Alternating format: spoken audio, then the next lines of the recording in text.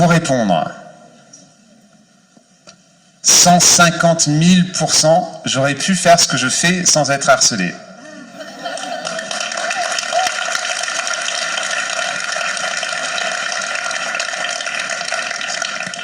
Mais peut-être différemment, tu vois, peut-être j'aurais pu m'exprimer d'une autre manière.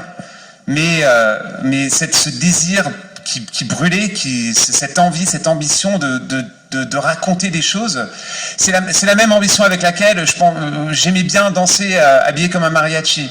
Tu vois, c'est la même chose. Et là, je n'étais pas harcelé quand j'avais 6 ans. Tu vois ce que je veux dire? Donc l'envie, elle était là, ouais. Pardon, je t'entends pas.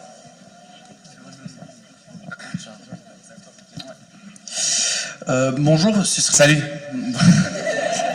Mais bonjour aussi. C'est correct. C'est juste pour savoir, est-ce que la musique, elle vous a aidé à extérioriser par rapport aux harcèlements que vous avez vécu pendant... Okay. Ouais. Vas-y. Ouais, t'en fais pas, vas-y. Ah non, c'est une super question. Juste, est-ce que vous en parlez dans vos musiques de l'harcèlement que vous avez vécu Oui, non, mais tu sais quoi, c'est terrifiant de poser une question devant tous tes collègues de classe et devant quelqu'un comme moi. Ne t'en fais pas. Non, c'est pas grave. Ok, bon. C'est terrifiant de la répondre. Ouais, c'est sûr, mais c'est pas seulement la musique, tu vois, ça peut être le sport, ça peut être... Alors, vous connaissez une femme qui s'appelle Oprah Winfrey? Ok, alors... Ouais, ok, alors je vais vers les gens qui ont 12 ans, parce que c'est eux qui ont dit non. Alors, Oprah Winfrey, c'est une présentatrice de télévision aux États-Unis. C'est un peu... c'est un peu... comment on va dire Madame Macron, comment est-ce qu'on décrit Oprah Winfrey? Il n'y a pas d'équivalent. Alors, elle a construit un empire. Elle vient de rien. De rien. Elle est venue de rien. Et elle a construit tout un empire. Et elle pouvait même pas avoir un job. Elle était harcelée parce pour la couleur de sa peau, pour ses cheveux, qui n'étaient pas lisses et blonds. Et elle raconte toujours une histoire. Elle est arrivée au premier jour à l'université, à la fac, et elle a écrit sur son miroir « Excellence ». Et elle ne savait pas ce qu'elle allait faire dans sa vie. Et elle était harcelée toute sa vie. Et elle s'est dit, mais si je suis excellente, peut-être un jour je vais pouvoir trouver mon chemin. Ok ? Cette femme qui a souffert du racisme, de l'harcèlement, qui s'est battue, qui a gagné une bourse après une autre, eh bien maintenant, c'est la femme la plus puissante dans les médias du monde entier. Elle a sa propre chaîne télé, c'est sa propre compagnie qui a des magazines. Et tout cela, ça revient à ta question. Pardon, je ne connais pas ton nom, mais... Pardon. Jalil. Alors, ça revient à ta question. C'était pas la musique pour elle. Elle savait pas ce que ça allait être. C'est devenu les médias. Elle commençait avec un petit talk show où elle parlait des problèmes dans la vie personnelle des gens, et ensuite c'est devenu c'est devenu énorme. Ça peut être le sport, ça peut être le foot, ça peut être la pâtisserie, ça peut être la science, ça peut être n'importe quoi.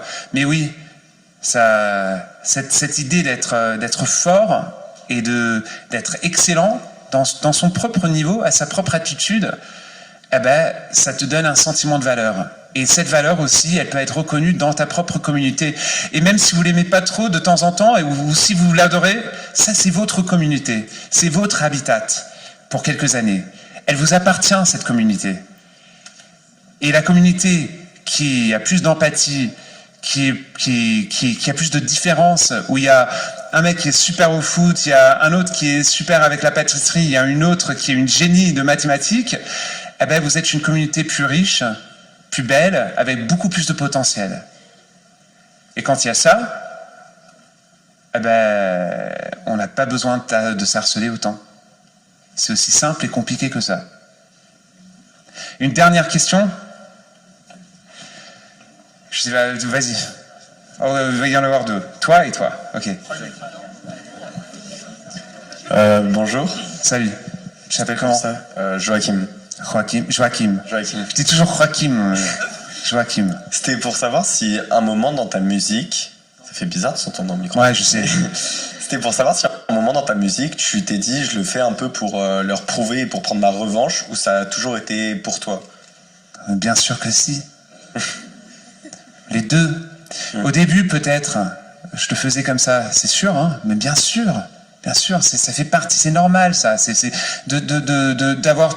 Comment est-ce qu'on peut, à l'âge de 40 ans ou à l'âge de 14 ans ou 15 ans, avoir la sagesse et le recul du Dalai Lama? C'est impossible. Non, bien sûr que même les émotions négatives font partie du processus, sont utiles, mais il faut les dépasser. C'est comme si tu joues au foot et tu y vas et tu vas dire je vais les montrer tous ces qui m'ont. Eh ben, je vais les montrer, mais à un certain moment, ça dépasse, ça va à un autre niveau. Ça devient beaucoup plus spirituel. Même le foot, ça devient quelque chose de spirituel. La musique, c'est la même chose. Donc tu dirais que actuellement t'es passé au-delà de la revanche? Oh non, parce qu'il y a maintenant, il y a toujours une liste, hein. Comme dans Game of Thrones.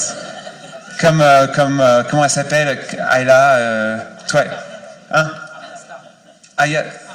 Arya Stark, merci ministre. Ministre de Game of Thrones. Arya Stark, elle a une liste. On a toujours nos listes. Mais il faut aller plus loin que ça. D'accord, au revoir. Au revoir. Est-ce que dans votre école, après vous, il y a eu encore des cas de harcèlement? Oui. Oui, il y en a eu et il y en a. Et mais peut-être on peut réagir différemment. Ça ne veut pas dire que c'est pas là, mais peut-être on peut un petit peu démystifier et enlever le stigma. Tu sais ce que c'est le stigma? C'est quand on a honte de quelque chose. C'est quand on se dit moi j'ai honte, c'est pas bien, et si j'en parle, ça va m'isoler encore plus. Je vais être encore plus seul. Déjà, je me retrouve un peu seul parce que j'ai ça, mais je vais être encore plus seul. En fait, il faut arrêter ce cycle parce que c'est pas vrai. C'est pas comme ça. Ça marche pas comme ça. Mais est-ce que vous les avez aidés, du coup, les autres qui se sont fait harceler après vous? Est-ce que moi j'ai essayé de les aider? Oui. Pas assez. Ouais. Pas assez, et ça c'est vraiment dommage parce qu'il n'y avait pas des mécanismes. Mika, Ouais. juste, non, je suis là, regarde, à ta droite. Mika, non, à ta droite, là, voilà. On me fait dire que... Ah, je dois partir. Mais non, pas partir. Non, mais nous, on te garderait bien très longtemps, mais je crois que tu as d'autres impératifs derrière. Et regarde, ce que je te propose surtout, c'est de te donner ton téléphone pour que tu puisses faire un selfie avec l'ensemble de l'assemblée ici.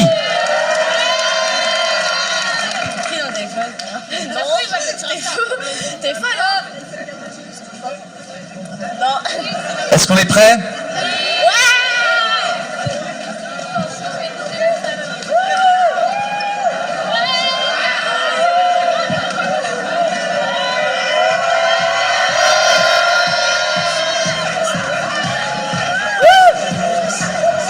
Un, deux, trois.